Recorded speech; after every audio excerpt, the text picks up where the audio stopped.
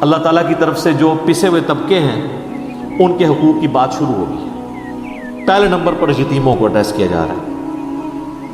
وَآتُوا الْيَتَامَىٰ أَمْوَالَهُمْ، اور یتیموں کو ان کے مال دے دیا کرو۔ یہ نہیں ہے کہ تمہارا بھائی مر گیا اور تم پیچھے سے جو ہے وہ اپنے بھتیجوں کے مال پہ قابض ہو جاؤ، نہیں، کفالت کرو لیکن ان کا مال ان کو ان کا حصہ دو۔ وَلَا تَتَبَدَّلُوا الْخَبِيثَ بِالطَّيِّبِ، اور ردی مال دے کر اچھا مال نہ حاصل کر لو ان سے۔ یعنی اب جائیداد تقسیم ہو رہی ہے، ایک بھائی مر گیا ہے، دوسرے بھائی نے کہا کہ اچھا اب وراثت تقسیم ہونی ہے تو یہ تو میں یعنی اب مال میں سے اچھا مال اپنے پاس رکھ لوں، برا اس کو دے دوں، یہ کام نہیں کرنا۔ وَلَا تَأْكُلُوا أَمْوَالَهُمْ إِلَىٰ أَمْوَالِكُمْ، اور نہ کھاؤ ان کے مال اپنے مالوں میں ملا کر، کہ یعنی اب آپ کے لیے میں تو اس نے سلوک بھی کر رہا ہوں، چلو میں بھی کچھ تھوڑا بیچ میں سے لقمہ لے لوں۔ اس میں ایک درجے کی اجازت ہے، وہ آگے آئے گی کہ اگر کوئی غریب ہے نا تو بقدر ایفرٹ وہ لے سکتا ہے، وہ بالکل بھی فینیٹک ہونے کی ضرورت نہیں، لیکن جو بندہ غریب نہیں ہے وہ اس طرح نہیں یتیم کا مال لے سکتا۔ إِنَّهُ كَانَ حُوبًا كَبِيرًا، بے شک یہ اللہ کے حضور بہت بڑا گناہ ہے کہ کوئی شخص یتیم کا مال جو ہے وہ اچھا مال اپنے پاس رکھ کے ردی مال وراثت میں اسے دے دے، یا اس کے مال میں سے تھوڑا بہت کھا لے۔ وَإِنْ خِفْتُمْ، اور اگر تمہیں یہ خوف ہو، اللہ تقسطوا فی الیتامى، کہ تم یتیموں میں انصاف نہیں کر سکو، تو کانٹیکسٹ اس کا یہ ہے کہ پھر یتیموں کے ساتھ نکاح نہیں تم نہیں کرنا۔ ہوتا یہ تھا کہ اگلے زمانوں میں لوگ یتیم بچوں کی پرورش اس نیت سے کرتے تھے کہ چلو اس بچی کی پرورش کرتے ہیں، یہ بڑی مالدار ہے، جب یہ جوان ہوگی تو پھر میں اس سے شادی کر کے اس کے مال کا میں مالک بن جاؤں گا۔ یہ عرب میں کلچر تھا۔ یا کوئی غریب بچی تھی، اس کی پرورش کی اور نیت یہ رکھی کہ چلو اس کے عوض میں اس کے ساتھ نکاح کر لوں گا اور حق مہر دینے کی بھی ضرورت کوئی نہیں ہے، میں نے اس کو پال کے بڑا کیا، تو اس طرح وہ ان کے مال ان کو حق مہر بھی نہیں دیتے تھے یا ان کی جائیداد دبا دیتے۔ اس کانٹیکسٹ میں صحیح بخاری میں حدیث ہے، اما عائشہ سے جب پوچھا گیا نا کہ یہ یتیم عورتوں کے ساتھ، یتیم بچیوں کے ساتھ نکاح سے اللہ نے منع کیوں کر دیا، تو پھر اما عائشہ نے کلیئر کیا کہ یہ ان یتیم بچیوں کے ساتھ نکاح کرنا منع کیا ہے جس کی پرورش آپ کریں اور اس کو حق مہر نہ دیں۔ ہاں اگر آپ نے اس کی پرورش کی اور اس کا حق مہر اس کو پورا دیا اور انصاف کیا تو یتیم بچی سے نکاح ہو سکتا ہے۔ صحیح بخاری میں اس کانٹیکسٹ میں حدیث موجود ہے۔ اور سورۃ النساء کے اندر پھر وہ آیت بھی نازل ہو گئی جب حضور سے کاؤنٹر کوشچن ہوا کہ یہ ہم یتیم بچیوں سے نکاح نہیں کر سکتے، تو اللہ تعالیٰ نے پھر وہ فتویٰ بھی دیا، وہ اسی صورت میں نا وہ پھر آیت کوٹ کی اما عائشہ نے سلام اللہ علیہا، کہ وہ آیت آگے چل کے آ جاتی ہے سورۃ النساء کے اندر ہی 127 نمبر آیت ہے وہ، جس میں اللہ تعالیٰ نے یہ کلیئر کیا ہے کہ تم فتویٰ پوچھ رہے ہو مجھ سے یتیم عورتوں کے بارے میں، تو میں تمہیں اس کا فتوے کا جواب بھی دے دیتا ہوں۔ 127 وَيَسْتَفْتُونَكَ فِي النِّسَاءِ، اور اے نبی یہ آپ سے فتویٰ مانگتے ہیں، آپ کا اوپینین پوچھتے ہیں عورتوں کے معاملے میں، یعنی وہ کن عورتوں سے اللہ تعالیٰ نے منع کر دیا ہے سورۃ النساء کے اندر کہ یتیم عورتوں سے نکاح نہیں ہو سکتا۔ قُلِ اللَّهُ يُفْتِيكُمْ، اے نبی تم فرماؤ کہ اللہ تمہیں فتویٰ دیتا ہے فیہن ان کے بارے میں،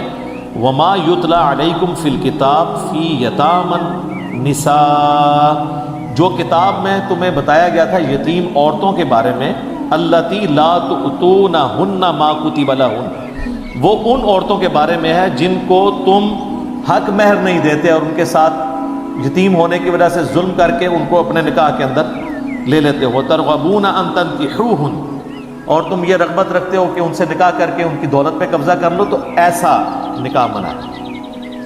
اور پریفر یہی ہے کہ جس بچی کو آپ نے پالا آپ اس سے شادی نہ کریں،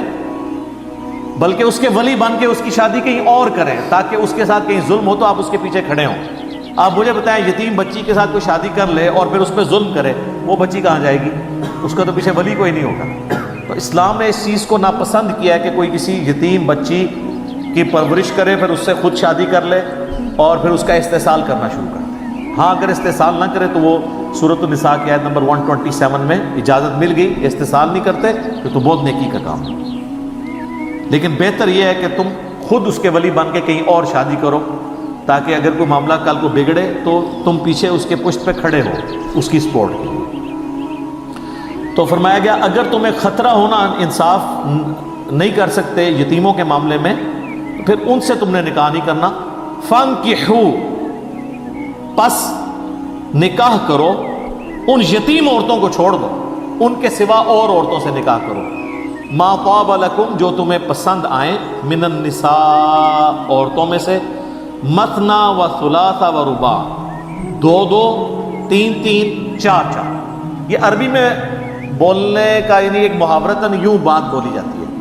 اب بعض لوگوں نے یہ دو دو کو جمع کر کے چار کیا، تین تین کو جمع کر کے چھ کیا، 10 ہو گئی، اور چار چار کو جمع کر کے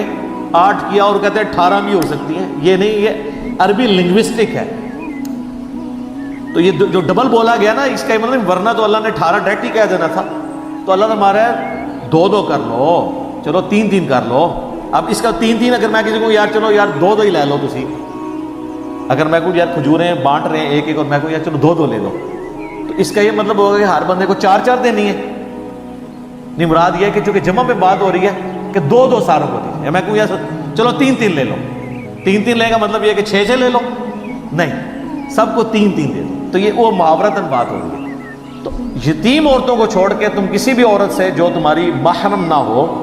نکاح کر سکتے ہو، 2 3 اور 4، یہ حد لگا دی۔ لیکن ساتھ ہی کہا فَإِنْ خِفْتُمْ، لیکن اگر تمہیں یہ خوف ہو اللہ تعدلوا کہ تم ان میں انصاف نہیں کر سکتے، فَوَاحِدَةً، تو ایک ہی عورت پر اکتفا کرو، ایک ہی بیوی ہونی چاہیے اگر آپ کو یہ ڈر ہو جائے کہ آپ ان میں انصاف نہیں کر سکتے۔ ہاں انصاف کر سکو پھر 4 تک کی اجازت ہے، اور یہ 4 ایک وقت میں ہے۔ اگر کوئی فوت ہو گئی یا طلاق دے دی پھر ایک اور کر لی تو وہ 5ویں نہیں شمار ہوگی، وہ 4تھی ہوگی۔ ایک وقت میں 4 کر سکتے ہیں بشرطے کہ ان کے ساتھ انصاف کر سکتے۔ اس کانٹیکس میں کئی احادیث موجود ہیں، ابو داؤد کے اندر، ترمذی میں، مسند احمد میں۔ کئی مسلمان ہوئے جن کی 4 سے زیادہ شادیاں تھیں، تو نبی الاسلام نے پھر انہوں نے کہا کہ 4 رکھو، باقیوں کو طلاق دے دو، اپنا بیچ میں سے چوز کر لو کون سی 4 رکھنی ہے۔ 4 سے زیادہ نہیں تم رکھ سکتے ایک وقت کے اندر۔ تو ایک اگر انصاف کرنے میں تمہیں خطرہ ہے کہ نہیں کر سکو گے، ایک پر اکتفا کرو۔ تو اس سے اسلام کے ایک مزاج کا پتہ چلا کہ اسلام کہتا ہے کہ انصاف کی پرائورٹی ہے، انصاف کر سکو تو ایک سے زیادہ کرنی ہے، ورنہ انڈیا پاکستان میں تو جس نے ایک سے زیادہ کی ہے نا، خود بھی ذلیل ہوا ہے اور پورے معاشرے کو بھی اس نے ذلیل کرایا، الا ماشاء اللہ، کیونکہ انصاف نہیں ہوتا۔ اچھا یہ انصاف صرف ہے نانو نفقے میں، دلی رجحان میں انصاف نہیں، وہ تو ممکن ہی نہیں ہے، کیونکہ دل پہ تو انسان کا کنٹرول نہیں۔ لیکن جتنے ظاہری معاملات ہیں، یعنی ایک کو جتنا ٹائم دینا ہے دوسری کو بھی اتنا ہی دینا ہے، ایک کو جتنا خرچہ لگایا دوسری کا بھی اتنا لگانا ہے۔ جو چیز کوانٹیفائی ہو سکتی ہے نا، وہ ساری چیزوں میں برابر رکھنا ہے۔ یہ نہیں ہے کہ ایک کو اعلیٰ گھر میں رکھا ہے دوسرے کو پھر تم انصاف نہیں کر رہے ہو، وہ آپ نے برابر رکھنا ہے۔ باقی دلی رجحان تو ظاہر ہے کہ بچے انسان کے اپنے سارے بچے ہوتے ہیں، لیکن سارے بچے ایک جیسے عزیز نہیں ہوتے، کچھ زیادہ کسی سے محبت ہوتی، کسی سے کم ہوتی ہے، لیکن ہوتی سب سے ہی ہے، اس میں انسان کنٹرول نہیں کر سکتا۔ اسی طرح ایک بیوی جو ہے وہ خامند کو زیادہ رسپیکٹ دیتی ہے، زیادہ اچھے طریقے سے بیہیو کرتی ہے، آٹومیٹکلی اس کی محبت خامند کے دل میں زیادہ ہوگی۔ لیکن یہ نہیں کہ اب یہ اس کی محبت میرے دل میں زیادہ ہے تو میں اس کے ساتھ زیادہ اس نے سلوک کروں ایز کمپیئر ٹو دوسری بیوی کے، الا یہ کہ وہ بیوی خود اپنا کوئی حق معاف کر دے، وہ والا معاملہ علیحدہ ہے۔ تو اللہ تعالیٰ نے فرمایا ایک پر اکتفا کرو، اور اس کو سپورٹو وہ سورۃ النساء کی آیت نمبر 129 ہے، جس میں اللہ تعالیٰ نے پہلے ہی کہہ دیا کہ ہمیں پتہ ہے کہ تم انصاف نہیں کر سکتے اس اعتبار سے، تو ہم وہ تمہارا عذر قبول کرتے ہیں، شادی کرو، ایسا مسئلہ نہیں ہے، لیکن ایکسٹریم رویہ نہ اختیار کرو کہ ایک کے ساتھ ہو کے رہ جاؤ اور باقیوں کو تم چھوڑ دو۔ وہ اللہ تعالیٰ نے سورہ نساء کی ہی آیت نمبر 129 میں بینیفٹ آف ڈاؤٹ دے دیا ہے۔ وَلَن تَسْتَطِيعُوا أَن تَعْدِلُوا بَيْنَ النِّسَاءِ وَلَوْ حَرَصْتُمْ، تم کتنی بھی کوشش کر لو ہرگز اپنی بیویوں میں انصاف نہیں کر سکو گے۔ یہ تو اللہ نے خود ہی مان لیا، تو اس کا مطلب ہے اللہ تعالیٰ ہمیں چھوٹ دے رہا ہے۔ فلا تمیلو، بس ایک چیز کا خیال رکھو، فلا تمیلو کل المیل فتذروها کالمعلقہ، ایسا نہ کرنا کہ کسی ایک کی طرف ہی بہت جھک جاؤ اور دوسری جو ہے وہ سسپینڈڈ پوزیشن میں لٹکی رہے، نہ وہ شور والی ہے نہ بغیر شور والی ہے، ایک ہی کے پاس رہتے ہو دوسری کو سال ہزار پوچھتے ہی نہیں ہو، ایسے نہ ہو۔ تو اللہ تعالیٰ نے فرمایا کہ یہ ہمیں پتہ ہے کہ اس طرح کا انصاف نہیں ہو سکتا دلی محبت کا، لیکن جو دنیاوی طور پہ جتنی فیسلٹیز ہیں اس میں آپ نے انصاف کرنا ہے۔ او ما ملکت ایمانکم، یا پھر تمہارے ہاتھ کا مال جو کنیزیں ہیں، اب یہ آبسلیٹ ہو چکا ہے سلسلہ، اس زمانے میں تھی کہ جنگوں میں جو عورتیں غیر مسلم مردوں کی مسلمانوں کے ہاتھ لگتی تھی، اور ان غیر مسلم مردوں کی عورتیں جو عورتیں جنگ کرنے کے لیے میدان جنگ میں آئی ہوتی تھی، یہ نہیں ہے کہ کوئی ملک فتح کیا تو ان کی ساری عورتیں مسلمان لونڈیاں بنا لیتے تھے، نہیں، صرف وہ عورتیں جو جنگ لڑنے کے لیے آئی ہوتی تھی ان کو لونڈیاں بنایا جاتا تھا، باقی جو اپنے علاقوں میں تھے جنگ نہیں لڑتے تھے، عام عوام الناس ان پہ نہیں ہوتا تھا ایسا سلسلہ۔ تو اب ان کا دو ہی حال تھے، ایک تو یہ کہ ان کو واپس بھیج دیا جائے کافروں کے پاس، وہاں جائیں گی تو وہ پھر دشمنی اتارنے کے لیے آ جائیں گی، اور دوسرا یہ کہ وہ مسلمان مردوں کو ڈپینڈنگ اپان جس کی جتنی پرفارمنس ہے جہاد اور قتال میں وہ امیر المومنین ان کو تقسیم کریں۔ خیر اب یہ سلسلہ ابسلیٹ ہو چکا ہے، اسلام نے اتنا پروموٹ کیا غلاموں کو آزاد کرنے کے فضائل اور لونڈیوں کو آزاد کرنے کے اور خود نکاح کرنے کے۔ خود جو سیدہ صفیہ تھی یہودیہ تھی اور یہ بھی لونڈی بن کے نبی الاسلام کے پاس آئی تھی، صحیح بخاری میں آتا ہے، تو نبی الاسلام نے ان کو آزاد کر کے ان سے نکاح کیا، اور آزاد کرنے کی جو قیمت تھی وہ ان کا حق مہر قرار پایا اور ام المومنین بن گئی۔ تو نبی الاسلام نے اپنے عمل سے یہ اس چیز کی ترویج کی ہے۔ تو آج یعنی یہ آبسلیٹ ہو چکا ہوا ہے، یہ مطلب بعض لوگ سمجھتے ہیں کہ یہ جو گھروں میں کام کرنے والی ہیں یا آپ جا کے کوئی علاقہ غیر سے عورت خرید کے لے آئیں تو وہ لونڈی بن جائے گی، اس طرح نہیں ہوتا، وہ لونڈیاں نہیں ہوں گی۔ اگر کوئی اس طریقے سے عورت لے کے آتا ہے تو نکاح ہی کرنا ہوگا، لونڈی والا معاملہ ان کے ساتھ نہیں ہوگا۔ ذالک ادنی الا تعولوا، یہ زیادہ قریب اس کے ہے کہ تم ایک ہی طرف جھک نہ جاؤ، یہ نہ وہی والی بات کہ بھئی ایک طرف جھک جانے سے بہتر یہ ہے تم 2 3 یا 4 شادیاں کرنے کی بجائے ایک ہی بیوی کرو تاکہ یہ خطرہ ٹل جائے۔ اور میں تو پرسنلی کہتا ہوں کہ جو لوگ فائنینشلی سپورٹ کر سکتے ہیں انہیں ایک سے زیادہ شادیاں کرنی چاہیے، اگر ان کی ایک نبھ جائے، یہ نہ ہو کہ دوسری کریں تو پہلی بھی ختم ہو جائے پھر ایک ہی رہ جائے گی، تو بہتر ہے پھر ایک ہی رکھیں، جس طرح ہمارے معاشرے میں آپ کو پتہ ہے اسی طرح صورتحال ہے۔ لیکن جو لوگ اب ظاہر ہے کہ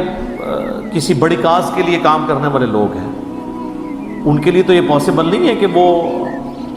نئے نئے بکھیڑے کھول کے بیٹھ جائیں اور پھر ان کو مثالیں دینا نبی الاسلام کی زیادہ ازواج کی، تو وہ عرب کے کلچر میں وہ چیزیں ہضم ہو جاتی تھیں۔ ہمارے اس کلچر کے اندر تو ایک بندہ جو دیندار آدمی ہے، دین کا کام کرنے والا ہے، وہ اگر 2 یا 3 کر کے بیٹھ جائے تو وہ تو پیٹ سے آپ ہی گھر پڑا رہے گا، اس نے کام خاک کرنا ہے۔ تو یہ ہر بندے نے اپنے حالات و واقعات خود دیکھنے ہیں اس کے اعتبار سے،